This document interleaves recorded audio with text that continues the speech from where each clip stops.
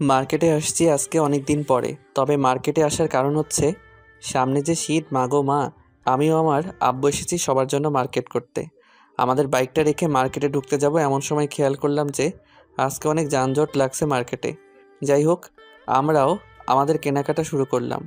আমাদের কেনাকাটা শেষ করে টাকা দিয়ে যেই পেছনের দিকে ঘুরবো, তখনই একটা বোরকা পরা মেয়ে আমার দিকে কিছু শপিং ব্যাগ দিয়ে বলছে, কি ব্যাপার? আমাকে ওইখানে রেখে কোথায় হারিয়ে গিয়েছিলে? আমি তো পুরাই হা হয়ে গেলাম। আর আপনারা ভাবছেন আমার আব্বু কি বলবে? তাহলে শুনুন। আজকে আগে বাড়ি চল, তারপর তোর একদিন কি আমার একদিন। আমার হা হয়ে থাকা দেখে মেয়েটা বলল, কি হলো, আমায় বাসায় নামিয়ে দিয়ে আসবে না? আমি তো একা একা বাসায় যেতে পারবো না এতগুলো ব্যাগ নিয়ে। এবার আমি কথা বললাম, এই মেয়ে, এই আপনার সমস্যা কি? চেনা নাই জানা নাই, আপনি এসে এসব কি বলছেন তখন থেকে? কি? আমি এমন করছি তাই না? তাহলে ওইখানে আমাকে একা একা রেখে চলে এসেছো কেন? আবার এখন বলছো আমাকে চেনো না? কি পাগল হয়ে গেলা নাকি? অন্য কোনো মেয়ে দেখে আমাকে চিনতে পারছো না? আমার প্রচণ্ড রাগ হচ্ছে, কিন্তু রাগ না প্রকাশ করে বললাম, আপনার কোথাও একটা ভুল হচ্ছে। আপনি মনে হয় কারোর সাথে আমাকে গুলিয়ে ফেলছেন। দেখুন, আমি আপনাকে চিনি না। আর আমি এখানে আমার আব্বুর সাথে এসেছি। এতক্ষণ আমার আব্বু চুপ করেছিল, কিন্তু এবার কথা বলল। দেখো মা, তোমার সত্যি কোথাও ভুল হচ্ছে, কারণ ও তো এখান থেকে কোথাও যায়নি। আর ও তো কোনো মেয়ের সাথে রিলেশন তো দূরের কথা, কথাও বলে না। ও হলো একটা ভিতর ডিম।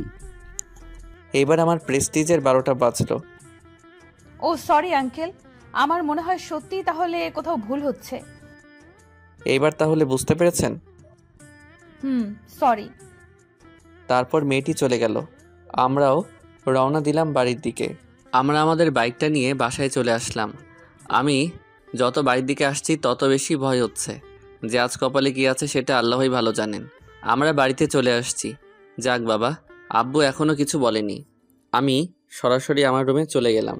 গিয়ে ফ্রেশ হয়ে এসে ড্রয়িং রুমের দিকে যেতেই দেখি আব্বু আর আম্মু বসে আছে। তারা কি যেন বলাবলি করছে।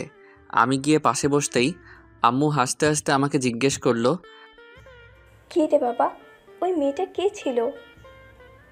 আমি একটু ভ্যাবাচ্যাকা খেয়ে গেলাম আর আস্তে করে বললাম, কোন মেয়েটা আম্মু? গাধা, মার্কেটে গিয়ে যে তোকে বয়ফ্রেন্ড বানাতে চাচ্ছিল, ওইটাকে চিনিস না? আশ্চর্য, আমি চিনব কিভাবে? আমি কি আগে কখনো দেখেছি নাকি যে চিনব? আরে রাগ হবার কি আছে, রাগ করিস না। আর এখনও কোনো পছন্দ থাকলে বল। আসলে আমার রাগ একটু বেশি, তাই বলবো যে রাগ করিস না। আর ভাবছেন যে আমার পছন্দের কথা বলছে কেন? আসলে সবাই আমার জন্য মেয়ে দেখে রেখেছে, তাই আর কি। আরে না, আমার কোনো পছন্দ নাই। এই বলে আমি ওইখান থেকে রুমে চলে আসলাম। তারপর রাতের খাবার খেয়ে ঘুমাতে যাব, তখন মার্কেটের ওই মেয়েটার কথা মনে হচ্ছিল। এখন ওই সব ভাবাভাবি শেষ। আগে আপনাদের আমার পরিচয়টা দেই। আমি মেহেদি হাসান পারভেজ, বাবা মায়ের 3 নাম্বার এবং শেষ পিচি ছেলে। আমার বড় 2 ভাই আছে। বাবা কিছুই করে না, ভাইয়া করে। আর আমার হবু ওয়াইফের নাম সুলতানা, আব্বুর বন্ধুর মেয়ে। আমি চেয়েছিলাম একটা প্রেম করব, তারপর বিয়ে করব, কিন্তু আব্বু আম্মুর কথায় রাজি হয়ে যাই বিয়েটা করতে। আমি পড়াশোনা শেষ করে এখন একটা কোম্পানিতে চাকরি করি। আর আমি কিন্তু এখনও আবার স্ত্রীকে দেখি নাই, মানে হবু বউ। যাই হোক, পরিচয় দিতে দিতে ঘুমিয়ে গেছি। এভাবে কয়দিন চলে গেল। আজ আব্বু বলছে একটু শ্বশুর বাড়ি যেতে হবে। সরি, হবু শ্বশুর বাড়ি। ভেবেছিলাম আজকে অন্তত নিজের জিনিসটার সাথে একটু দেখা করতে পারবো, কিন্তু কথায় আছে না যে ভাগ্যে না থাকলে কিছুই হয় না। আজকেও দেখা হলো না। যাই হোক, ওইখানে থেকে আসার সময় রাস্তার মধ্যে হঠাৎ করে বৃষ্টি আসায় একদম ভিজে গেলাম। যাই হোক, বাসায় এসে রাতে থেকে প্রচণ্ড জ্বর আসলো। ওষুধ খেয়ে কিছুটা সুস্থ হলেও পুরোপুরি সুস্থ হইনি। আজ আমি আর আব্বু ডাক্তারের কাছে গেলাম। ডাক্তার আমাকে দেখে কিছু পরীক্ষা করাতে বলল। আজকে প্রচণ্ড ভিড় থাকায় আমরা ওয়েট করছিলাম। এমন সময় কোথায় থেকে যেন সেই মেয়েটা এসে আমাকে বলছে যে, এত টেনশন করতে হবে না, বাচ্চার বেশি সমস্যা হয়নি, শুধু একটু জ্বর আসছিল। আমি যথারীতি অবাক হয়ে আব্বুর দিকে তাকিয়ে দেখলাম আব্বু মুচকি মুচকি হাসছে। আমি ভাবছিলাম আব্বু প্রচণ্ড রিয়্যাক্ট করবে। মানে, আপনি কাকে কি বলছেন এসব? মানেটা কি? হ্যাঁ, কি বলছো এসব? আমার প্রচণ্ড রকম রাগ হচ্ছে এবার। খেয়াল করলাম আব্বু আমার দিকে তাকিয়ে ওই মেয়েটাকে বলল, মা, তোমার কথা ভুল হচ্ছে। না আঙ্কেল। আচ্ছা, আমরা এই বিষয়ে পরে কথা বলি। তুমি বাইরে ওয়েট করো, আমরা আসছি। Okay uncle. মেয়েটা বাইরের দিকে চলে আসলো। আপনারা ভাবছেন আমি এতক্ষণ চুপ করে ছিলাম কেন? কারণ আব্বু আমার রাগ হওয়া দেখে আমার হাত ধরে রেখেছিল যেন আমি কথা না বলি। তারপর আমরা এখানকার কাজ করলাম। টেস্টের রেজাল্ট একদিন পরে দিবে, তাই চলে আসলাম। বাইরে এসে দেখি মেয়েটা আর নাই, চলে গেছে। আমি মনে মনে ভাবলাম ভালো হয়েছে। তারপর আমরা বাড়িতে চলে আসলাম। পরদিন গিয়ে আমি রেজাল্ট নিয়ে ডাক্তারকে দেখালে ডাক্তার বলল সব ঠিক আছে। তারপর আমি বাসায় চলে আসলাম। রাতে খাওয়া দাওয়া শেষ করে রুমে আসতেই আমার ফোনটা বেজে উঠল। আমি অপরিচিত নাম্বার দেখে রিসিভ করলাম না, কিন্তু যে ফোন দিচ্ছে সে তো অবিরাম ফোন দিয়েই যাচ্ছে। শেষমেশ ফোনটা রিসিভ করলাম। রিসিভ করতেই ওপাশ থেকে মেয়েলি কণ্ঠে, আসসালামু আলাইকুম, কেমন আছেন? ওয়ালাইকুম আসসালাম, ভালো আছি, কিন্তু আপনি কে? কেমন আছেন জিজ্ঞেস করার আগেই বলছেন আমি কে? কারণ আমি আপনাকে চিনি না, আর আপনি কে সেটাও জানি না। আগে আপনার পরিচয় দিন। আমি আপনার কাছের একজন। আমি আপনাকে অনেক আগে থেকে চিনি, আর আপনিও আমাকে চিনেন। আমার আর বুঝতে বাকি রইল না যে মেয়েটাকে। আপনি আমার নাম্বার পেয়েছেন কোথায় থেকে? আর আপনাকে আমি চিনি না, আপনি ভুল নাম্বারে কল করেছেন। না, আমি ঠিক নাম্বারেই কল করেছি, কারণ আপনি পারভেজ। শোনেন, আপনি আমাকে অনেক জ্বালিয়েছেন, আমি কিন্তু কিছুই বলিনি। আপনি আর কখনো আমার চোখের সামনে আসবেন না, আর আমাকে কখনো ফোন করবেন না। আর যদি এগুলোর মধ্যে একটা করেন তাহলে আপনার খবর আছে। মেয়েটা কিছু বলার আগে টুট টুট টুট লাইনটা কেটে দিলাম। আর আমার প্রচণ্ড রকম রাগ হচ্ছিল মেয়েটার উপর, যাকে কিনা আমি চিনি না জানি না, সে নাকি আমাকে চেনে। আজব সব কারবার। তারপর আমি ঘুমিয়ে গেলাম। পরদিন সকালে ঘুম থেকে উঠে ফ্রেশ হয়ে নাস্তার টেবিলে আম্মুকে একবার বললাম, আম্মু, আমি কি একবার সুলতানার সাথে দেখা করতে পারি? না, তোর দেখা করতে হবে না। ও তোর সাথে দেখা করেছে এবং কথাও বলেছে। তোর আর আলাদা করে দেখা করতে হবে না। কি বলছো এসব? আমার সাথে দেখা করলো কোথায়? করেছে। তোর এত ভাবতে হবে না। তোর না আজকে থেকে অফিস যাওয়ার কথা। তাড়াতাড়ি করে অফিসে যা, না হলে তোর আব্বু রাগারাগি করবে কিন্তু। আচ্ছা যাচ্ছি, আর কি করব। এরপর আরও কিছু কথা বলে বের হয়ে চলে আসলাম অফিসে।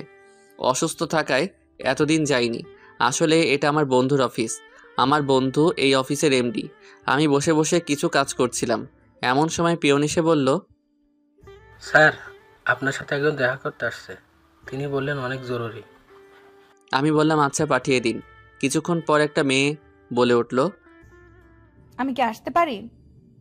কথাটা শুনে আমি সামনের দিকে মুখ তুলে তাকাতেই আমার চোখটা আটকে গেল দরজায়। মার্কেটের সেই মেয়েটা আমার হা হয়ে তাকিয়ে থাকা দেখে মেয়েটা বলল, কি আসবো না এখানেই দাঁড়িয়ে থাকবো? আসেন। মেয়েটি ভেতরে এসে দাঁড়াতেই আমি বললাম, বসেন। মেয়েটি আমাকে ধন্যবাদ দিয়ে বসলো। আমি অফিসে বলে আগে বললাম, আমি আপনার জন্য কি করতে পারি? একটা কাজে ডাকো, বিয়ে করে ফেলি। মেয়েটির কথা শুনে আমি পুরাই অবাক হয়ে গেছি। তখন আমি বললাম, কি? ডাকো। জানো, আমি তোমাকে ছাড়া আর একটি মুহূর্তও থাকতে পারবো না। আপনাকে ভূতে লাড়ে নাকি শয়তানে লাড়ে বলুন তো? মানে? কোন পাগলাগারদ থেকে পালিয়ে আসছেন? কি সব উল্টাপাল্টা বলছেন? গতকাল মার্কেট বললেন, আবার রাতে ফোন করে বললেন, এখন আবার এখানে আসছেন। আপনি এখানে আসছেন কেন? কালকে রাতে যেভাবে রাগ দেখিয়ে ফোনটা রেখে দিলে, তাতে ভাবলাম একবার তোমার সাথে দেখা করে আসি, আর কাজে ডেকে নিয়ে এসে বিয়েটাও সেরে ফেলি। উফ, এবার কিন্তু রাগ উঠে যাচ্ছে। আচ্ছা একটা কথা বলেন তো, আপনি কিসের জন্য আমার সাথে লেগেছেন? আমি আপনার কি করেছি? আপনি অনেক দিন থেকে আমাকে এইভাবে বিরক্ত করছেন, কিন্তু কিসের জন্য এরকম করছেন? এমনিতেই আপনাকে জ্বালাতন করতে আমার খুব ভালো লাগে, তাই। আর আপনাকে ছাড়া আর কাকে জ্বালাতন করব বলেন? কি বলছেন এসব? আমি আপনাকে চিনি না, আর আমাকে জ্বালাতন করতে ভালো লাগে মানেটা কি? আর আমাকে ছাড়া কাউকে জ্বালাতন করবেন না মানেটা কি? সবগুলোর উত্তর একটাই।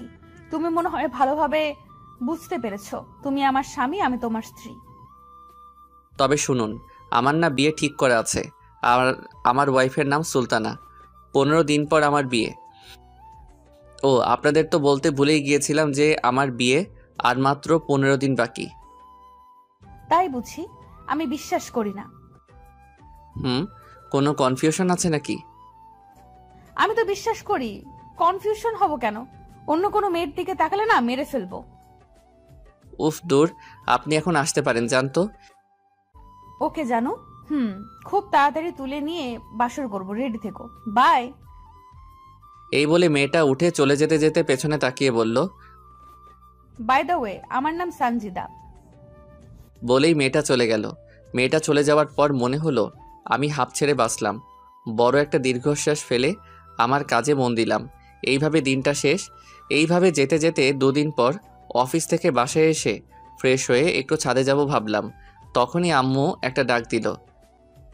পারভেজ, দেখ তোর ফ্রেন্ড এসেছে, বাইরে আয়। আমি মনে মনে বললাম, আমার ফ্রেন্ড আসছে, কিন্তু আমার তো এইরকম কোনো ফ্রেন্ড নাই। যাই হোক, আমার রুম থেকে বেরিয়ে এসে দেখে তো আমার চক্ষু চড়ক গাছ। আমি আবারও আগের বারের মতো হতবাক। আরে আপনারা ভাবছেন কে এসেছে?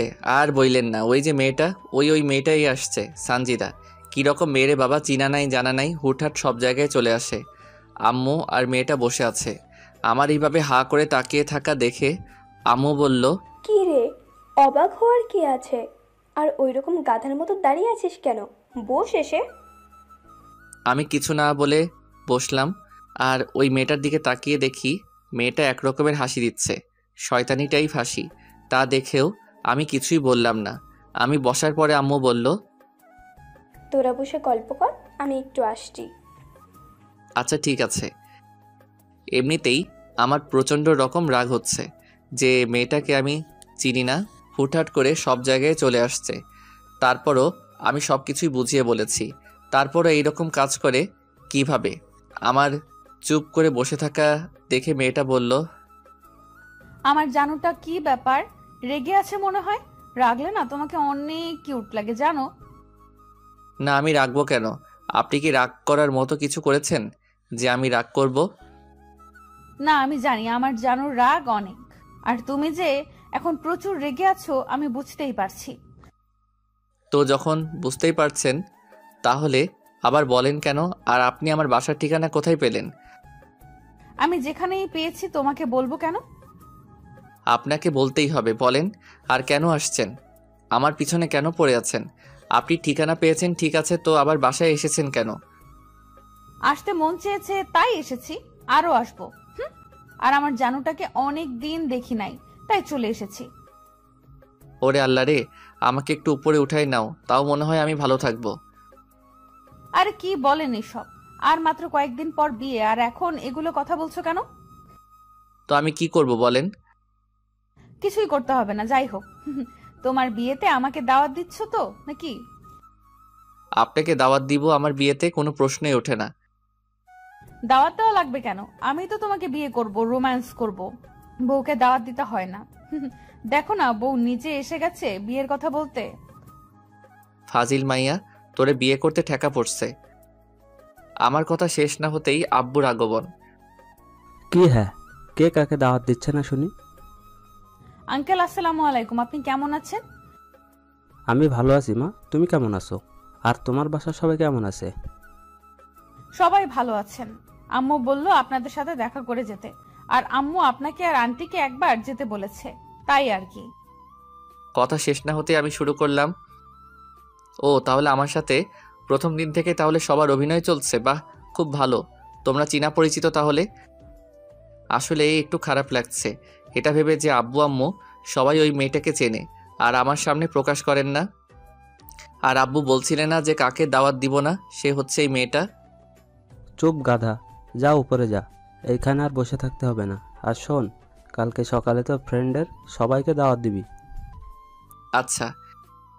আমি উঠে চলে আসার সময় একটা কথা মাথার মধ্যে কেমন যেন ঘুরপাক খাচ্ছে। আমি আর কিছু না ভেবে পেছনে ঘুরে মেয়েটাকে উদ্দেশ্য করে বললাম, এই যে আপনি কি সানজিদা ইসলাম সুলতানা? আমার কথা শুনে ওর মুখটা কেমন চুপসে গেল। আর আব্বু তো মনে হয় পুরাই অবাক হয়ে গেছে, কিছুই বলছে না, শুধুই তাকিয়ে আছে, কেউ কিছু বলছে না। এর দুজনেই হতবাক। এইবার আমার একটু রাগ হলো। আমি এবার জোরে বললাম, কি হলো বলেন, কথা বলেন। আমার দিকে তাকিয়ে আব্বু বুঝতে পেরেছে যে কিছুটা আমার রাগ হচ্ছে, তাই আব্বু আর কিছুই বলল না, কারণ আমি রাগলে কেউ কিছুই বলে না। আর তখন কেউ কিছু বললে আমার রাগ বেশি হয় আর পরিণতি খারাপ হয়। এখনও কেউ কিছুই বলছে না। আমি এবার বললাম, কি কিছু বলছেন না কেন? কিছু বলবেন না অন্য কিছু করতে হবে আমাকে? এবার মনে হয় মেয়েটা একটু ভয় পেয়েছে। ভয় পেয়ে মেয়েটা ভাঙা ভাঙা গলায় কথা বলছে। আমি মেয়েটা ভয় পেয়ে বলতে যাবে এমন সময় আম্মু চলে এসে বলছে, কি হয়েছে? তুই ওকে ওই রকম করছিস কেন? তুই দিন দিন কি হচ্ছিস বলতো? বাড়িতে একটা মানুষ এসেছে আর তুই কি না আলতু ফালতু প্রশ্ন করা শুরু করেছিস? কই না তো, আমি তো শুধু সত্যি কথাটা জানতে চাইলাম। আর তুমি কি না কি বলছো? তোকে কিচ্ছু এখন জানতে হবে না, এখন উপরে যা, পরে জানবি। সাথে আবার আব্বু একটু যোগ করলো, আমিও তো সেই কথাই বলছি, তুই এখান থেকে যা, আমি পরে সব বলবো। আচ্ছা ঠিক আছে, তবে আপনি কিন্তু পার পাবেন না, আপনাকে উত্তর দিতেই হবে। বলেই আমি উপরে চলে গেলাম। পরদিন সকালে ঘুম থেকে উঠে ফ্রেশ হয়ে নাস্তা শেষ করে অফিসে চলে আসলাম। সেদিনের মতো অফিস শেষে বাসায় এসে দেখি ভাইয়া ভাবি আসছে আর পিচ্চি এসেছে। আরে, আপনারা ভাবছেন পিচ্চি আবার কে? ও, আপনাদের তো বলাই হয়নি। পিচ্চি হচ্ছে আমার ভাইয়ের মেয়ে, নাম ঈশিতা। আমি পিচ্চি বলি।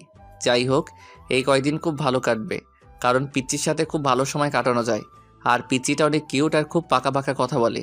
পিচ্চির সাথে কোনো বিষয় পেরে ওঠা যায় না। এই দেখেন, আমি আপনাদের সাথেই কথা বলছি।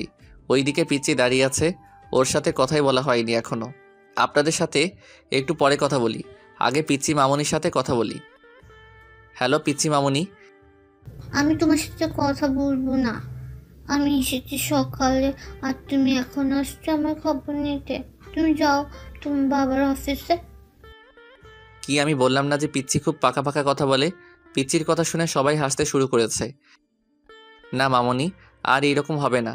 আমার মনে ছিল না, আসলে অফিসে অনেক কাজ তো, তাই কাজের চাপে ফোন করতে পারিনি। তবে কালকে থেকে আর এইরকম হবে না। না, এগুলো বলে হবে না, মিথ্যে কথা বলেছ। সত্যি বলছি মামনি। এখনও অন্যদিকে তাকিয়ে আছে, আমার উপর সত্যি অনেক রাগ করেছে। আর আমিও না, একটিবারও মনে হয়নি যে আজকে ওরা আসবে। এখন দেখি কি করা যায়। মামনি আমি কান ধরছি, প্লিজ মাফ করো মা, আর এমন হবে না। এইবার মনে হয় কাজ হয়েছে। হ্যাঁ সত্যি কাজ হয়েছে। আমার দিকে ঘুরে বলল, না, শুধু কান ধরলে হবে না, কালকে আমাকে তোমার অফিস নিয়ে যেতে হবে। আর বিকেলে আসার সময় চাচির বাসায় গিয়ে চাচির সাথে দেখা করে নিয়ে আসতে হবে। তোমাকে কালকে অফিস নিয়ে যাব ঠিক আছে, কিন্তু তোমার চাচিটাকে? ওরে বাবা, যে তুমি শুধুই বড় হয়েছো, কিচ্ছু বুঝতে শেখোনি এখনো। তোমাকে আর কত শেখাবো বলো তো? দাদু, তুমি তোমার ছেলেকে কিছু শেখাতে পারোনি, এখনো বোকাই আছে। আমার চাচিকে তুমি বুঝতে পারোনি, আমার চাচি হচ্ছে সুলতানা। পিচ্চির কথাগুলো শুনে সবাই হাসতে শুরু করলো। সবার হাসি দেখে নিজেকে কেমন যেন অসহায় মনে হচ্ছে। আমি একটু লজ্জিত হয়ে বললাম, কিন্তু মামনি, তোমার সুলতানা চাচি তো আর কয়েকদিন পর থেকে আমাদের বাড়িতেই থাকবে। এখন আর দেখতে যেতে হবে না। তার চেয়ে বরং আমরা অন্য কোথাও যেয়ে ঘুরে আসবো কালকে অফিস শেষে। না না, আমি সুলতানা চাচিকে দেখবো। না মা, এমন করে না। তোমার চাচির বাসায় গেলে তোমার চাচির আম্মু আমাদেরকে বকবে। তুমি তো জানো না, তোমার চাচির আম্মু অনেক রাগী। এবার মনে হয় পিচ্চি একটু ভয় পেয়েছে। তাহলে এখন তুমি ফ্রেশ হয়ে আসো, তারপর বলবো অন্য কোথায় যাওয়া যায়। আচ্ছা ঠিক আছে, আমি ফ্রেশ হয়ে আসি, তুমি ততক্ষণে ভাবতে থাকো। তারপর আমি ভাবি আর ভাইয়া এর সাথে কথা বলে আমার রুমে এসে ফ্রেশ হয়ে নিচে আসলাম। দিনটা না মানে অফিস থেকে আসার পর থেকে সময়টা অনেক ভালো গেল। পরদিন সকালে ঘুম থেকে উঠে ফ্রেশ হয়ে নাস্তা শেষ করে অফিসে যাওয়ার জন্য রেডি হচ্ছিলাম। তখনই পিচ্চি এসে বলছে, আমি রেডি। তোমার এত সময় লাগে কেন? তাড়াতাড়ি করো। আচ্ছা মা, একটু ওয়েট করো, আমি আসছি। তারপর রেডি হয়ে পিচ্চিকে নিয়ে অফিসে চলে আসলাম। সারাটা দিনও অফিসেই ছিল। আমি কাজের ফাঁকে ফাঁকে একটু করে গল্প করছিলাম পিচ্চির সাথে। অফিস শেষে পিচ্চি আমাকে বলছে, চাচা, আমরা আজকে কোথাও যাব না, আমরা বাড়িতে যাব। আমরা আসছি। আস্তে আস্তে হঠাৎ করে পিচ্চি বলতে শুরু করলো, চাচ্চু, তুমি চাচি আমার সাথে কথা বলো নাই? না মামনি, তোমার দাদু দেখা করতে দেয়নি। ও, তোমার অনেক কষ্ট হয়েছে তাই না? কেন, কিসের কষ্ট হবে মামনি? ওই যে চাচির সাথে দেখা করতে দেয়নি দাদু ভাই, তাই? বলেই খিলখিল করে হাসতে শুরু করেছে। ও এতক্ষণ তাহলে মজা করা হচ্ছিল, তাই না? আমি কথা শেষ না করতে পিচ্চি বলল, চাচ্চু, গাড়ি থামো তাড়াতাড়ি। কেন মামনি, কি হয়েছে? আমি গাড়ি থামাতেই ও আমাকে হাত ইশারায় দেখিয়ে দিল। বিষয়টা দেখে আমার প্রচণ্ড রাগ হচ্ছে নিজের ওপর, আবার বখাটেগুলোর ওপর। আমি গাড়ি থেকে নেমে ওখানে গিয়ে বললাম, কি হচ্ছে এখানে? আমার কথা শুনে সবাই আমার দিকে তাকালো এবং দেখলাম মেয়েটা মনে হয় হাঁপ ছেড়ে বাঁচল। ও, আপনাদের তো ঠিক মতো বলাই হয়নি কি হয়েছে এখানে। আসলে কয়েকটা বখাটে মিলে একটা মেয়েকে ঘিরে ধরেছে, আর মেয়েটা একা। ওইটা দেখেই আমার মামনি হাতের ইশারায় দেখিয়ে দিল। আপনাদের বলেছিলাম না আমার মামনি অনেক বুদ্ধিমতী। যাই হোক, আমাকে দেখে বখাটেদের একজন বলল, ওই তোরা চল। তারপর ওরা এখানে থেকে চলে গেল। আর আপনারা ভাবছেন ওরা আমাকে দেখে চলে গেল কেন? আসলে আমাদের এখানে আমার আব্বুর প্রতিপত্তি অনেক বেশি, আর বখাটেরা আমাকে ভালো করেই চেনে, আর ওরা জানে আমি কেমন। যাই হোক, ওরা চলে যাওয়ার পর আমি মেয়েটার দিকে তাকাতেই দেখি আসলে মেয়েটা আর কেউ নয়, ওই বখাটে মেয়ে মানে সানজিদা। তখন আমি বললাম, ও, আমি তো ভুল করলাম। আসলে বখাটেরা তো এইভাবেই বখাটের হাতেই বিপদে পড়ে। কিছুক্ষণ থেমে থেকে বলল, তুমি আসলে একটা খারাপ মানুষ। ও তাই না? আমি তো আপনাকে বাঁচালাম, আর আমি খারাপ? হ্যাঁ, তো আমাকে তুমি বখাটে বলছেন কেন? তো আপনাকে কি বলবো? বখাটেকে কি বলবো? যাই হোক, আমি এখানে দাঁড়িয়ে আপনার সাথে ঝগড়া করতে চাই না। বিপদে যখন পড়েছেন তো চলেন, আপনাকে বাড়ি পৌঁছে দেই। না, যাবো না আমি তোমার সাথে, আমি একাই চলে যাব। দেখেন, বখাটেগুলো এখন আশেপাশেই আছে। আমি চলে গেলে আবার আপনাকে জ্বালাতন করবে, তাই বলছি চলেন। না, ওরা তো আসবে না, তুমি চলে যাও। আর তুমি আমাকে নামিয়ে দিবে কেন? আমি তোমার কি হই? বাহ, এতদিন আপনি তো বলতেন জানো, কলিজা ইত্যাদি। আচ্ছা, এখন তর্ক করে লাভ নেই। আপনি আমার বাবা মায়ের পরিচিত, তাই আবার আপনাকে ভালো মতো বাড়ি পৌঁছে দেওয়া দায়িত্ব হয়ে গেছে। তোমার সিম্প্যাথির কোনো প্রয়োজন নেই, তুমি যাও। এবার আমার প্রচণ্ড রাগ হচ্ছে। আমি আবার কখন ওকে সিম্প্যাথি দেখালাম? তারপরেও নিজেকে শান্ত রেখে বললাম, প্লিজ চলেন, আপনার আবার কোনো বিপদ হতে পারে। না।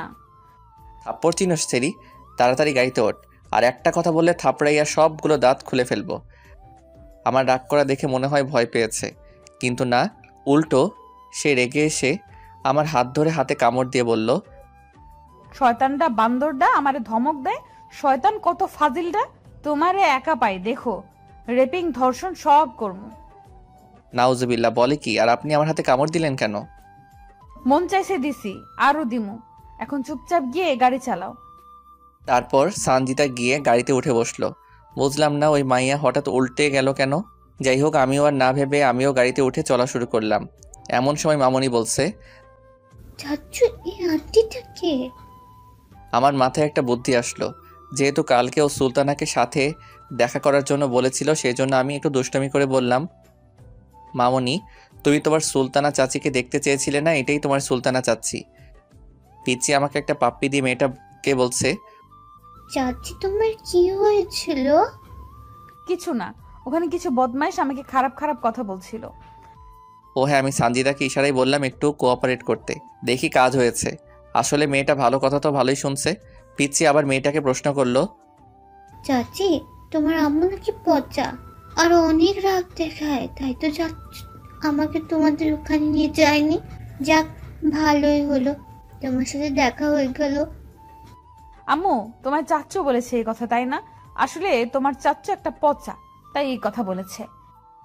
না, আমার চাচ্চু পচা না। ওদের কথার মাঝে আমি বললাম, আপনাকে কোথায় নামিয়ে দেব।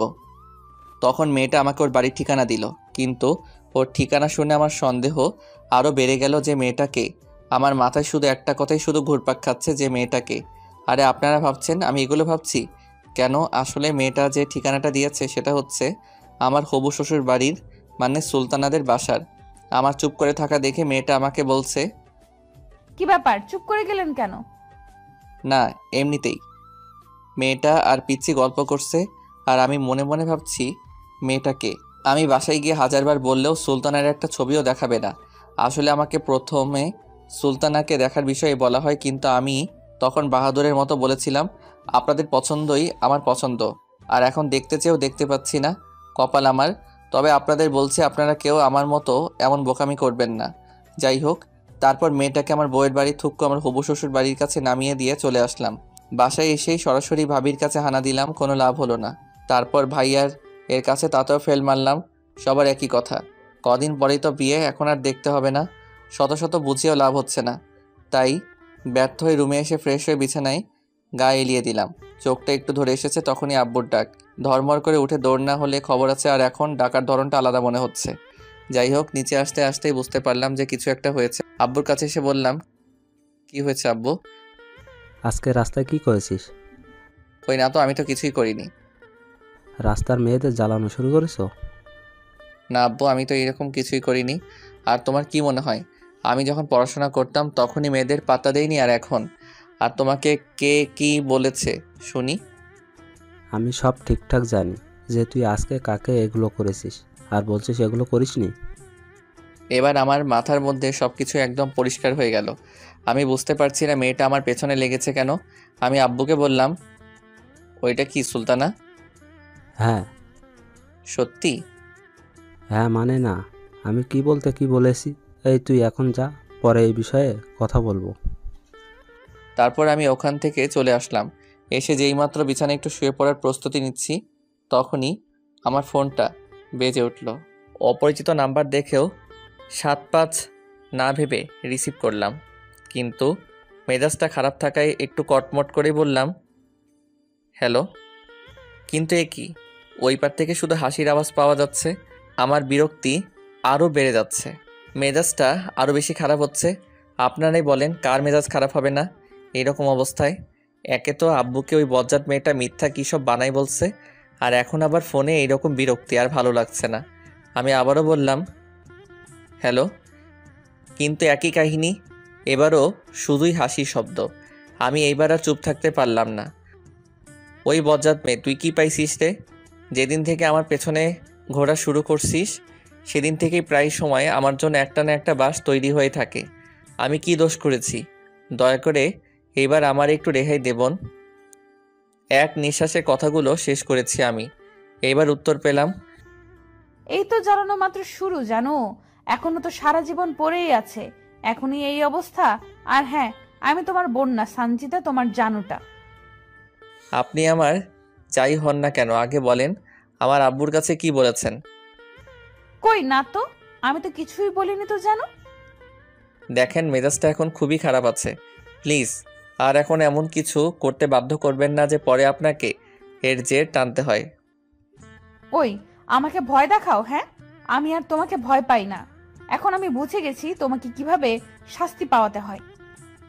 একটু শান্ত হয়ে বললাম, দেখেন আপনি দয়া করে বলুন আমি আপনার কি ক্ষতি করেছি যার জন্য আমাকে এর মাসুল দিতে হচ্ছে, আর আমার বিয়ে ঠিক করে রাখা। আপনি প্লিজ আমার পিছু ছাড়েন। ওই চুপ। আর হ্যাঁ, কই, তখন মনে ছিল না যে আমি একটা মেয়েকে থাপ্পড় দিতে যাচ্ছি? কোন সাহসে? ও, তাহলে এই কারণে আমার নামে বিচার এসেছে, আর আমি যে আপনাকে ওদের হাত থেকে বাঁচালাম এটার কি? তো কি হয়েছে, বাঁচিয়েছো ভালো কথা, আমাকে তো রাগ না দেখালেও পারতে। একটু আদর ভালোবাসা দিতে। না, তখন আমার উচিত ছিল সিনেমার নায়কদের মতো আপনাকেও কোলে তুলে নিয়ে আমার গাড়িতে বসানো, তাই না বজ্জাত মেয়ে? একটু না হলে করতে, কি হতো একটু কোলে তুলে নিলে। সরি, মাফ করবেন। আমি যেন আপনাকে আর আমার চোখের সামনে না দেখি বলেই ফোনটা কেটে দিলাম। আসলে মেয়েটার কথা শুনে আমার রাগ আরও বেশি হচ্ছিল। আর ভালো লাগছিল না, তাই লাইনটা কেটে দিলাম। যাই হোক, তারপর থেকে আর কোনো সমস্যা করেনি মেয়েটা। এইভাবেই চলতে চলতে বিয়ের দিন চলে আসলো। আজকে গায়ে হলুদের দিন। সন্ধ্যার পর ভাবি এসে আমাকে ভাবির ফোনটা দিয়ে বলছে, নে ধর, ওই মেয়েটা কথা বলবে। না, আমি ধরতে পারবো না। আপনারা ভাবছেন ভাবির কাছে কেন ফোন করেছে? আসলে ও আমার কাছে ফোন করেছে, কিন্তু আমি রিসিভ করিনি। আর ভাবতে পারেন ভাবির ফোন নাম্বার কই থেকে পেলো, সে নিয়েছে। তুই ফোনটা ধরবি না, আমি আব্বুকে ডাকবো। আসলে আমি আব্বুকে ভয় পাই। আর আমার বাসার সবার কাছ দেখে মনে হচ্ছে আমার বিয়ে সুলতানার সাথে না, মেয়েটার সাথেই হচ্ছে। যাই হোক, আমি ফোনটা ধরলাম। আমি কোনো কথা বলছি না দেখে ফোনের ওই পাশ থেকে আওয়াজ আসলো, কেমন আছেন? ভালো তো থাকতে দিলেন না, আবার জিজ্ঞেস করছেন কেমন আছি। তাই বুঝি। আচ্ছা ঠিক আছে, তোমাকে কথা দিলাম আজকের পর থেকে আর জ্বালাতন করব না ফোন করে। সত্যি? সত্যি। তবে ভালো থাকবেন। আপনি আপনার রাস্তা দেখেন, আর আমারটা দেখি। ওকে, ভালো থাকবেন, বাই। আমি ওকে বাই বলতে যাব, তার আগেই লাইনটা কেটে দিল। বুঝলাম না। যাই হোক, আজকে আমার বিয়ে, অনেকটা টেনশনে আছি। বোঝেনি তো আপনারা, নতুন বিয়ে করছি। না মানে বিয়ে করছি নতুন, তাই আর কি। সারাটা দিন কেটে গেল, বিয়ের সব কাজ শেষ। নতুন বউ নিয়ে বাসায় চলে আসলাম, কিন্তু আমার পোড়া কপাল, কখনো বউয়ের মুখখানা দেখি নাই। শুধু শুনলাম যে আমার বউ নাকি সুন্দর। আর একটা আশ্চর্য বিষয় হচ্ছে, আমি সেদিন মেয়েটাকে এখানেই নামিয়ে দিয়ে গিয়েছিলাম, বাট আজকে তো একবারও দেখলাম না মেয়েটাকে। আজকে অনেক খারাপ লাগছে এটা ভেবে যে অনেক খারাপ ব্যবহার করেছি মেয়েটার সাথে। এরপর ফোন করে সরি বলে দেব। বাড়িতে আসার পরে সবাই নতুন বউ নিয়েই ব্যস্ত, আমার দিকে কারো কোনো খেয়াল নেই। আসলে নতুন বউ বাড়িতে নিয়ে আসতে আমার যে একটা অবদান আছে সেটা কেউ মনে হয় জানেই না। আমার অবস্থা এখন ডাস্টবিনে ফেলে আসা খাবারের মতো, কেউ একবার তাকেও দেখছে না আমার দিকে। আমার এই অবস্থা দেখে ভাই আমার কাছে এসে বলছে, কি ব্যাপার ভাই, কষ্টে আসত মনে হয়। আমি বললাম, কি যে বলেন না ভাই, কষ্টে থাকবো কেন। এরপর আরও কিছু কথা হলো ভাইয়ার সাথে। ও, আপনারাও শুনবেন? না, আমার বলতে লজ্জা লাগছে। বোঝেন তো, প্রথম বিশ্বযুদ্ধ। না মানে নতুন বিয়ে করেছি, তাও শুনবেন? আচ্ছা শুনেন। ভাইয়া এর কাছে থেকে কিছু টিপস নিলাম, আর কি কিভাবে বিড়াল মারতে হয়। আসলে আমি আমার ভাইয়ের সাথে ফ্রি। এইভাবে অনেকটা সময় পার হয়ে গেল, তাই আমার অবস্থা দেখে উঠে গেল। একটু পর এসে আমাকে বলছে, চলো রুমে যাবে, তোমার জিনিস একা একা বসে আছে। কি বলেন? জিনিস মানে? এখন আবার কিছু জিনিস নিয়ে যেতে হবে? আমি বলেছি তোমার বউ, না মানে তোমার ওয়াইফ একা একা রুমে বসে আছে, যাও তাড়াতাড়ি। ও আচ্ছা, যাই তাহলে। 2 পা সামনে আগাতেই মনের মধ্যে ধক করে উঠল। আমার ঘরের দরজার সামনে গিয়ে আবার পেছনের দিকে দৌড়। ভাইয়ের কাছে গিয়ে থামছি। কি হলো? না কিছু না, এমনিতেই ভয় লাগছে ঘরে যেতে। তুই একটু আমার সাথে যাবি? হায় আল্লাহ, এ তো শুধু বড়ই হয়েছে, এখনো ছোট বাচ্চা। ওই তাড়াতাড়ি যাবি না আমি আব্বুকে ডাকবো? ভাইয়া তুইও? আব্বু! পুরোপুরি চিৎকার না করতেই আমি এক দৌড়ে দরজার কাছে। তারপর 2-3 বার বুকে ফু দিয়ে রুমে ঢুকবো, তখনই কেউ পেছন থেকে ধাক্কা দিয়ে দরজা আটকে দিল। আমার এই রকম অবস্থা দেখে আমার নতুন বউ একটু হেসে ফেলল। আমি অসহায় হয়ে শুধু একটু হাসির শব্দ পেলাম। যাই হোক, বউ এসে আমার পায়ে সালাম করে আবার গিয়ে বিছানায় বসলো, ইয়া বড় একটা ঘোমটা দিয়ে। আমি কি করব বুঝতে পারছি না। আমি এখনও দাঁড়িয়েই আছি। আমার এই রকম দাঁড়িয়ে থাকা দেখে বেচারা আমার বউ বলল, দাঁড়িয়েই থাকবেন না এদিকে এসে বসবেন? আমি বউয়ের কথা শুনে একটু স্বস্তি পেলাম। আমিও আর দাঁড়িয়ে না থেকে বউয়ের পাশে গিয়ে বসলাম। আমার প্রচণ্ড ঘাম হচ্ছে দেখে সুলতান আমাকে বলে উঠল, ভয় পাচ্ছেন কেন এত? না মানে প্রথম বিয়ে করছি তো তাই। কি, আরো বিয়ে করার ইচ্ছা আছে নাকি? হায় রে কপাল, কি বলতে কি বলছি এসব। না মানে ভুলে বের হয়েছে কথাটা। ও আচ্ছা, আর যেন ভুল না হয়। এইবার আমার একটু সন্দেহ হলো সুলতানার কণ্ঠ শুনে। আসলে আমার পরিচিত কণ্ঠ মনে হচ্ছে, এর আগেও শুনেছি কণ্ঠটা। সেদিকে মাথা না ঘুরিয়ে বললাম, আচ্ছা ঠিক আছে। একটু সময় চুপ থেকে বললাম, আমি আপনাকে দেখতে চাচ্ছি, যদি ঘোমটাটা সরাতেন। কেন, আপনি সরাতে পারছেন না? ওই, আমি সরাবো। নয়তো কি আপনার ভাইকে ডাকবেন? না না, তার দরকার নেই, আমি সরাচ্ছি। এটা বলেই আমি ঘুমটা সরিয়ে যেই মাত্র বউয়ের মুখের দিকে তাকিয়েছি, তাতেই আমার চোখকে বিশ্বাস করতে পারছি না। আমার প্রচণ্ড রকমের রাগ হচ্ছে এখন নিজের বাবা মায়ের প্রতি। আমি যেন বাকরুদ্ধ হয়ে গেছি, কিছুই বলতে পারছি না। একটা পাথরের মতো বসে আছি।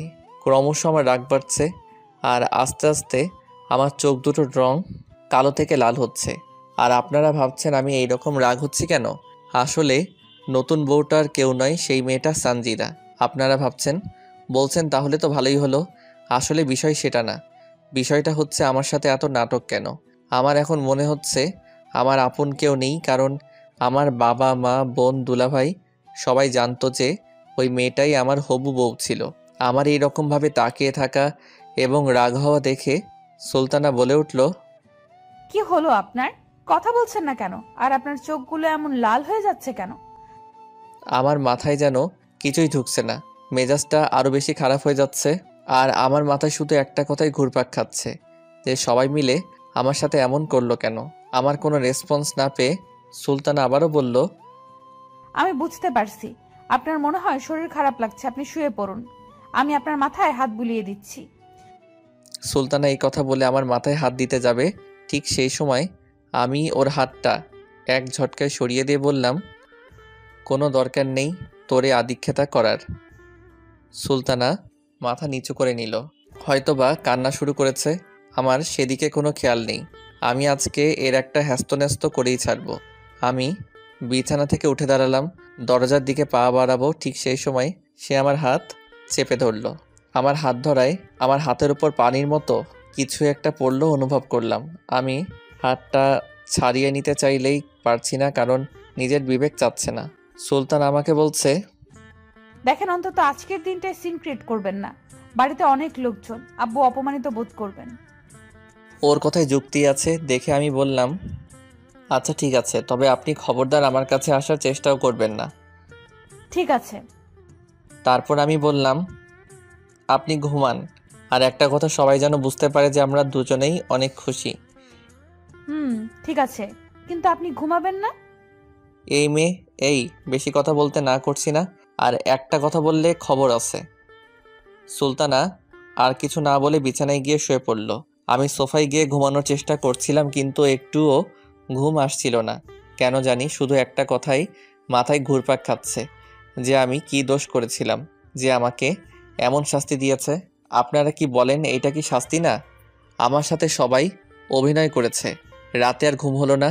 সকালে ফ্রেশ হয়ে বাইরে বের হতেই দেখি দুলাভাই আমার দিকে তাকিয়ে হাসছে। ভাইয়ের হাসি দেখে বুঝতে পারলাম যে এখন আমাকে নিয়ে কিছুক্ষণ উপহাস করা হবে। তাই আর কিছু না ভেবে বাইরে চলে আসলাম। হাইরে কপাল, বাহিরে এসেও শান্তি নেই। সবাই দেখি একই কথা জিগাই, কিরে রাতে ঘুম কেমন হলো? আমি সবাইকেই বলছি ভালো ভালো, কিন্তু কেউ মানতেই চাচ্ছে না, কারণ সারা রাত জেগে থাকার কারণে চোখ দুটো লাল হয়ে আছে। তাই আমি আর বাইরে না থেকে ভেতরে আসলাম। ভেতরে আসতেই আম্মুর ডাক শুনলাম। আম্মুর ডাকে সাড়া দিয়ে আম্মুর কাছে গেলাম, সেখানে দেখি আব্বু আছে। আমি যেতেই আব্বু বললেন, বিকেলে তোমার শ্বশুরবাড়ি যেতে হবে, তোমাদের ওইখান থেকে লোকজন আসবে। আমি কিছু না বলে ওইখান থেকে চলে আসলাম। আমার কেমন জানি কিছুই ভালো লাগছে না। আমার রুমের দিকেও যেতে পারছি না, যে গিয়ে একটু ঘুমাবো, প্রচণ্ড ঘুম পাচ্ছে। রাগ মিলিয়ে একদম বিরক্তিকর ব্যাপার মনে হচ্ছে আমার। যাই হোক, আমি আর বাসায় না থেকে চলে আসলাম বাইরে। গাড়িটা নিয়ে বাসায় থেকে অনেকটা দূরে, আবার এখানে এসেও ভালো লাগছে না। আমি আসলে বুঝতে পারছি না যে আমার সাথে এমন কেন হচ্ছে। অতিরিক্ত রাগ থাকলে যা হয় আর কি, কোথাও গিয়ে একটু শান্তি লাগছে না। যাই হোক, আমি গাড়িটা একটা লেকের পাড়ে দাঁড় করিয়ে গাড়ি থেকে নেমে বসে আছি। কেমন জানি ভালো লাগে আমার এমন জায়গায় বসে থাকতে। বসে থাকতে থাকতে কখন যে দুপুর হয়ে গেছে সেদিকে আমার খেয়ালই নেই।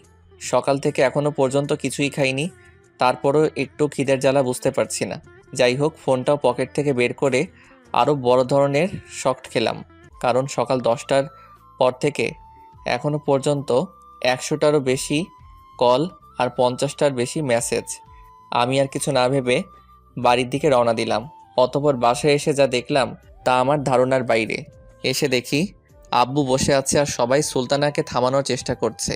আসলে সুলতানা প্রচণ্ড রকম কান্না করছে, আর হ্যাঁ, এখন আমার শ্বশুরবাড়ি থেকে কেউ আসেনি। আমাকে দেখে বাবা বসা থেকে উঠে এসে সরাসরি এক চড় বসিয়ে দিলেন। আমি কোনোভাবেই প্রস্তুত ছিলাম না। আরেকটা বিষয় দেখে অবাক হলাম যে আমাকে চড় মারা দেখে সুলতানার কান্না আরও বেড়ে গেল। আব্বু শুধু বলল, তোর সাহস হয় কিভাবে? এইটুকু বলতেই ভাইয়া এসে আব্বুকে থামিয়ে দিয়ে বলল। তুমি বসো, আমি বলছি। তারপর ভাইয়া আমাকে টানতে টানতে আমার রুমে নিয়ে আসলো। কি তোর কি কোনো বুদ্ধি শুদ্ধি নাই? সব হারাই ফেলছো? কেন, কি হয়েছে ভাইয়া? আমি আবার কি করলাম? তুমি কোথায় গিয়েছিলে? তোমার ওয়াইফ এখনো পর্যন্ত খায়নি, আর তোমাকে কতবার ফোন করেছে দেখো তো। মেয়েটা সেই সকাল থেকে কান্না করেই যাচ্ছে। ও আচ্ছা, শ্বশুরবাড়ির লোকজন কখন আসবে? এই তো কিছুক্ষণের মধ্যে চলে আসবে। আর শোন, তোমার ঠোঁটের কোণে কেটে গেছে, ওইখানে পরিষ্কার করে নাও। তারপর ভাইয়া চলে গেল আর আমি বাথরুমে গিয়ে একদম গোসল সেরে বের হলাম। এই বাবা, এটা কি সুলতানা এখনো রুমে আসেনি? আমি দরজার সামনে গিয়ে দেখি এখনো নিচে বসে কাঁদছে। আর ভাবি আম্মু কিছুতেই ওর কান্না থামাতে পারছে না। এটা অব্যাহত যদি ওদের বাড়ির লোকজন দেখে তাহলে কি ভাববে আপনারাই বলেন। আমি ওপর থেকেই ডাক দিলাম, ভাবি ওকে উপরে নিয়ে আসেন তো। ও মা, এ কি, ওই মেয়েকে কোনোভাবেই উপরে আনা যাচ্ছে না, ও আসতেই চাইছে না। আমি এটা দেখে একটা প্রস্তুতি নিলাম। আমি রুমে গিয়ে একটা টি শার্ট পরে সরাসরি নিচে এসে ওর সামনে দাঁড়ালাম, কিন্তু মেয়েটা এখনও কেঁদেই চলেছে। আমি ভাবিকে বললাম উপরে যেন খাবারটা দিয়ে দেয়, আর ইশারায় বললাম আম্মুকে এখান থেকে নিয়ে যেতে। আসলে তখন সেখানে শুধু ভাবি আর আম্মুই ছিল। তারপর ভাবি আম্মুকে নিয়ে চলে গেল, আর আমি কি ভাবছেন, আমি সুলতানাকে একদম কোলে তুলে নিয়ে উপরে চলে আসলাম। কোলে তুলে নিতেই ও পুরোপুরি অবাক হয়ে গেছে আর কান্নাও থেমে গেছে। রুমে ওকে নিয়ে আসতে আসতে ভাবলাম সুলতানাকে একটু হাসাতে হবে, তাহলে পরে সমস্যা হতে পারে, কারণ কোনো মানুষ অনেক কান্নাকাটি করতে করতে সেন্সলেস হয়ে পড়ে। এখন ভয় একটাই। যাই হোক, রুমে নিয়ে এসে সুলতানাকে নামাতেই খেয়াল করলাম ও খুবই লজ্জা পেয়েছে, আর নামিয়েই বললাম, বাবারে এত ভারী। ও দেখি আমার দিকে তাকিয়ে আছে, মনে হয় কিছু বলবে। আপনি খুবই খারাপ মানুষ, বুঝলেন? তারপর তারপর আর কিছুই না। বলে ও উঠে আমার দিকে এগিয়ে আসছে। ওর চোখের চাহনিগুলো অন্যরকম দেখাচ্ছে। ও আস্তে আস্তে আমার দিকে এগিয়ে আসছে, আর আমি কিছু বুঝতে পারছি না কি করব। ও এগিয়ে আসছে, এবার আমি পিছাচ্ছি। ও এগিয়ে আসছে আর আমি পিছিয়ে যাচ্ছি। একসময় আমি দেওয়ালের সাথে ঠেকে গেলাম, কিন্তু ও থামছেই না, এগিয়েই আসছে। আস্তে আস্তে ও একদম আমার কাছে চলে এসেছে। আমি ওর নিঃশ্বাসের শব্দ শুনতে পাচ্ছি। আস্তে আস্তে ও ওর মুখটা আমার দিকে এগিয়ে নিয়ে আসছে, একদম কাছাকাছি চলে এসেছে। আমার কেমন জানি লাগছে, কিন্তু সুলতানা তো থামছেই না। এমন সময় ঠক ঠক ঠক আওয়াজ পেয়ে সুলতানা ও আমি দুজন একসাথে দরজার দিকে তাকাতেই দেখি ভাবি আর ভাইয়া দাঁড়িয়ে আছে, আর ভাবি আমার দিকে তাকিয়ে মুচকি মুচকি হাসছে। সুলতানা ওদের দেখে প্রচণ্ড রকম লজ্জা পেয়েছে, লজ্জায় লাল হয়ে গেছে। আমি যে লজ্জা পাইনি তাও না, তারপরও কিছু বলছি না। ভাবি এখনও ওইখানেই দাঁড়িয়ে আছে। আমি বললাম, কি ব্যাপার, ওখানে দাঁড়ায় থাকবেন না, ভেতরে আসবেন, খিদা লাগছে তো। আসছি তো।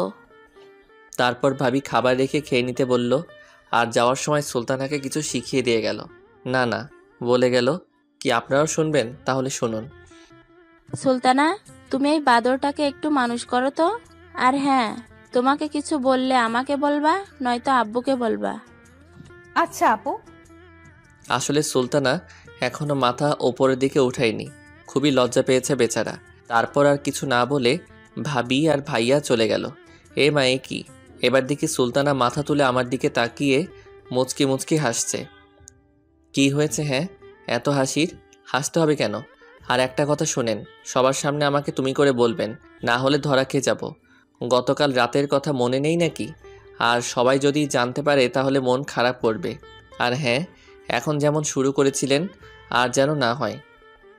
ওই ওই চুপ, বেশি কথা বললে না আমি তোমাকে সব সময় তুমি করে বলবো, কারণ আমার তো অধিকার আছে, তাই না? আর হ্যাঁ, এখন যা করতে পারলাম না তা তো অবশ্যই করব, কারণ আমি এখন তোমার বিয়ে করা বউ। গতকাল রাতে কিছুই করি নাই, তুমি রেগেছিলে বলে। বিয়ে করা বউ, কিন্তু আপনি বিয়ের আগেই সে অধিকার হারানোর কাজ করেছেন। অবশ্যই আপনি আমার বিয়ে করা হালাল বউ, আপনার সব দায়িত্ব আমার, কিন্তু আমি আপনাকে মানতে পারছি না। তাহলে আমি কি করব বলো? আমি না হয় না বুঝে একটু অপরাধ করেছি, কারণ তোমাকে দেখা মাত্র পাগল হয়ে গেছি, কাছে পেতে মন চাইছিল তাই পাগলামি করছি। তাই বলে কি মাফ করা যায় না? হ্যাঁ, আপনি তো নাবালক বাচ্চা, আপনি কিছুই বুঝতে পারেন না। আপনি কচি খুকি, না বুঝে না শুনে সব করছেন, সেটা তো আমাকে বিশ্বাস করতে হবে, তাই না? তাই। তাই। আচ্ছা, আমি আর এই বিষয়ে কথা বলতে চাচ্ছি না, এখন খুব ক্ষুধা লাগছে, খেয়ে নেন। ও, তাহলে মাফ করেছো? ওই আর কথা যেন না শুনতে পাই, তাড়াতাড়ি খেয়ে নেন। ও ছোট বাচ্চাদের মতো করে মুখ ফুলিয়ে বলল, আমরা এখন খাওয়া দাওয়া করছি।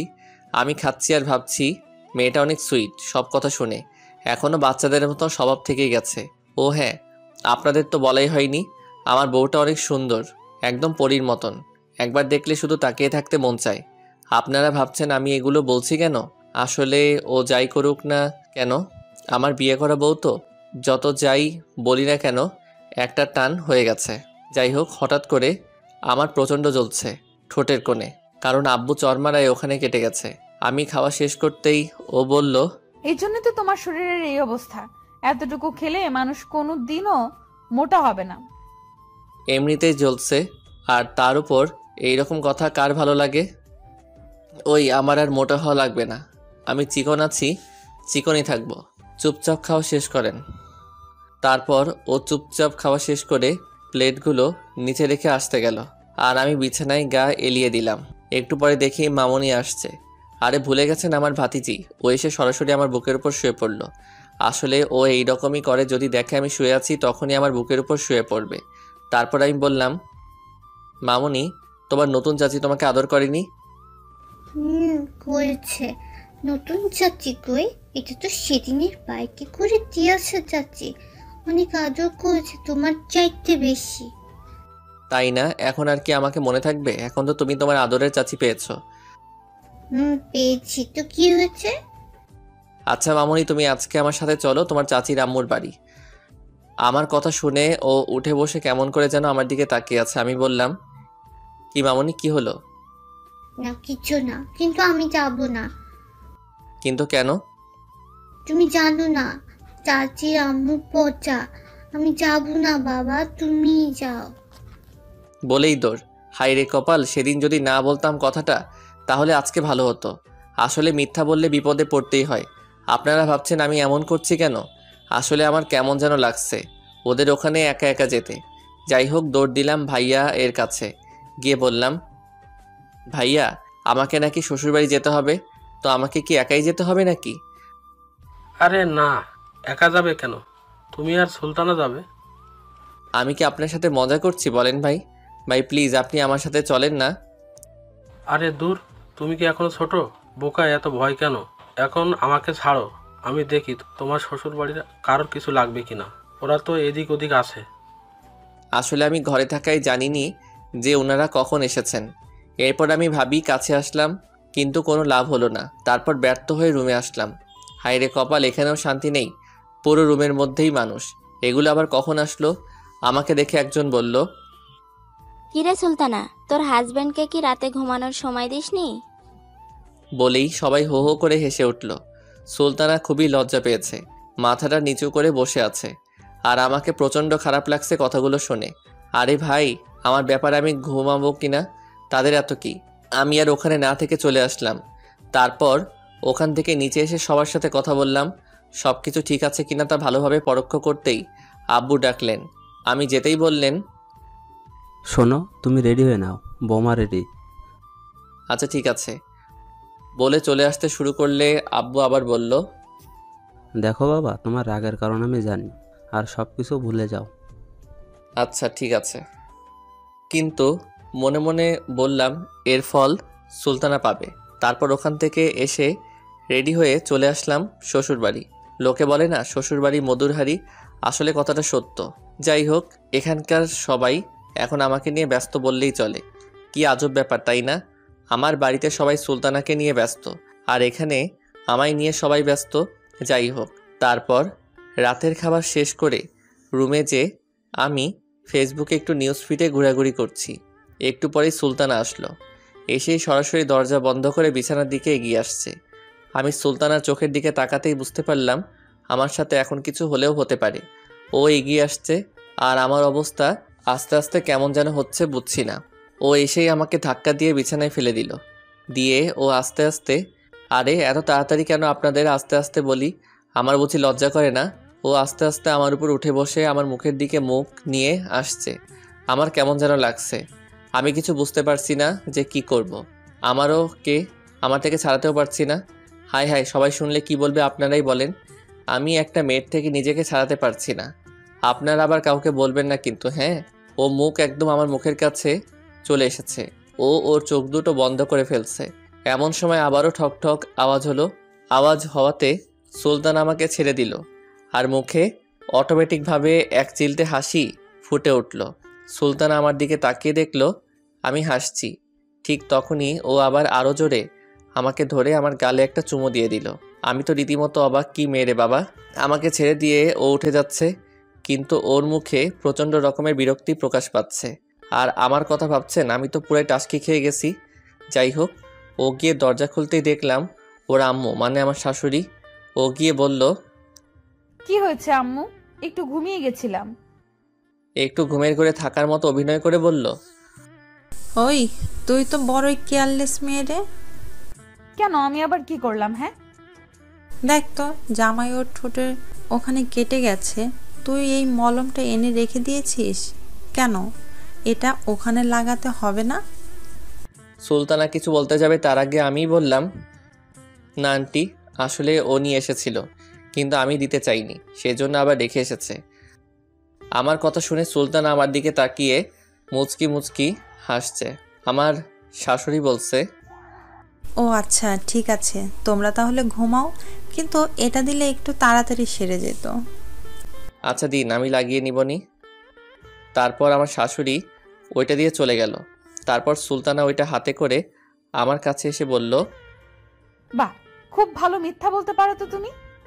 আপনাকেই তো বাঁচালাম, না হলে আপনাকে তো আপনার আম্মু, না মানে আমার শাশুড়ি অনেক বকা দিত। সেটা বুঝতে পেরেই তো আমি ওইটা বললাম। ও তাই বুঝি। তা এখন এটা লাগিয়ে নাও, তাহলে এটা তাড়াতাড়ি ভালো হয়ে যাবে। কোনো দরকার নেই, ওইটা লাগাতে হবে না, ওইটা এমনিতেই ভালো হয়ে যাবে। সুলতানা আর জোর করলো না আর বলল, এখন শুয়ে পড়ো, অনেক রাত হলো। কি আপনি ঘুমাবেন না? না কোথাও যাবেন আমি ঘুমানোর পরে? হ্যাঁ যাবো তো, আমার বয়ফ্রেন্ডের সাথে দেখা করতে। কালকে তো আপনার বাড়িতে ছিলাম, তাই যেতে পারিনি। কি? হুম। কোথায় আপনার বয়ফ্রেন্ড? আমিও যাব দেখা করতে, চলেন। আপনাকে যেতে হবে না, আর আপনার লজ্জা লাগবে না। আপনি দাঁড়িয়ে দাঁড়িয়ে দেখবেন আমরা কি করব। এবার আমার একটু রাগ হচ্ছে। আচ্ছা ঠিক আছে, আপনি যান, তবে আগেই বলতে পারতেন যে আপনার এমন কেউ আছে। তাহলে কি করতেন? তাহলে আপনাকে বিয়ে করতাম না। কি? তুই আমারে বিয়ে করতি না তো কাকে বিয়ে করতি বল? আমার কলার ধরে ঝাঁকাতে ঝাঁকাতে বলল। এবার আমি রীতিমতো অবাক আর নির্বাক দুটাই। এখন আমি বুঝতে পারছি কেন ও বিয়ের আগে আমাকে এভাবে জ্বালিয়েছে। ওই কলারটা তো ছাড়েন। আর আপনি বললেন বলেই তো বললাম। তুমি বুঝতে পারছো না কেন? আমি তো বলেছি তাই না, যে আমার ভুল হয়ে গেছে, সরি সরি, কিন্তু তুমি বুঝতেই চাইছো না। তো আমি কি বলবো বলো? হাই হাই, এটা আমি কি দেখছি? সুলতানা কান্না করে দিছে, কিন্তু আমার কলার এখনো ছাড়িনি। আমি কি করব বুঝতে পারছি না। আসলে আমার যে ওকে ভালো লাগে না তাও না, কিন্তু দূর কিসের কিন্তু, যাই করুক না কেন সব তো আমার সাথেই করেছে। আর বউটা তো আমার, তাই না? আমি ওর চোখের পানিগুলো মুছে দিলাম আর বললাম, এত কষ্ট পাওয়ার কি আছে? আমি তো অভিনয় করছিলাম, আপনি যেমন করেছেন তেমন। সুলতানা আর কিছু বলল না, আমার কলার ছেড়ে এখন আমায় ধরেছে। আমি এবারও অবাক, কারণ এইরকম পরিস্থিতিতে আমি প্রথম। আমার এই রকম দেখে সুলতানা বলল, একটু জড়িয়ে ধরতেও পারেন না নাকি? হ্যাঁ। হুম। আমি হুম বলতেই ও আরও বেশি শক্ত করে জড়িয়ে ধরল। আমার মনে হচ্ছে ছোট বাচ্চা ভয় পেয়েছে। যাই হোক, আমারও যখন ধরেছে সেহেতু আমিও ধরলাম। হাই হাই, আপনারা সবাই শুনে ফেলেছেন? কি লজ্জা, কি লজ্জা। তবে ডোন্ট মাইন্ড, হ্যাঁ? আপনারা আবার কাউকে বলবেন না কিন্তু। তখনই সুলতানা বলল, চলো এখন আদর করবে, বাসরাতে কিছু করনি। কি করব? রোম্যান্স করব। বলে সুলতানা ধাক্কা দিয়ে আমায় খাটে শুয়ে দিল আর আমার বুকের উপর বসে শাড়ির আঁচলটা ফেলে আমার উপর ঝাঁপিয়ে পড়ল। আর বলা যাবে না কি হয়েছে, লজ্জা লাগে। যাই হোক, পরদিন সকালে ঘুম থেকে উঠে ফ্রেশ হয়ে নাস্তা করে একটু ঘুরতে বের হলাম একা একাই। তারপর দুপুরের পর খাওয়া দাওয়া শেষ করে বিকেলে আমরা আমাদের বাসায় চলে আসলাম। ও আপনারা আবার শুনবেন কালকে রাতের সব কথা? হাই হাই, কি বলবো বলেন? লজ্জা লাগছে? না মানে লজ্জা লাগছিল। বিয়ে করেন তারপর বুঝতে পারবেন। যাই হোক, বাসায় এসে রাতের খাবার শেষ করে সবার সাথে গল্প করে তারপর আর কি রুমে গেলাম। গিয়ে দেখি বউটা আমার মুখটা ফুলিয়ে বসে আছে, সেই বাসর রাতে যেভাবে বসেছিল সেইভাবে। আমি রুমে যেতেই এসে আমার পায়ে সালাম করলো, কিন্তু আমি অবাক হয়ে জিজ্ঞেস করলাম, কি ব্যাপার, আজকে তো বাসর না? ও কি বলল জানেন? তো কি হয়েছে? প্রথম দিন তো আর বাসর হয়নি, তবে গতকাল হয়েছে। আজও হবে, প্রতিদিন হবে। আজকে আর ছাড়ছি না। বলেই আমার উপর হামলা শুরু। এখানে থেকে শুরু হলো পারভেজ আর সুলতানার এর দুষ্টু মিষ্টি প্রেমের সংসার। সবাই দোয়া করবেন 10-12টা গুড়াগাড়া যেন হয়, ফুটবল খেলার টিম তৈরি করতে যেন পারি।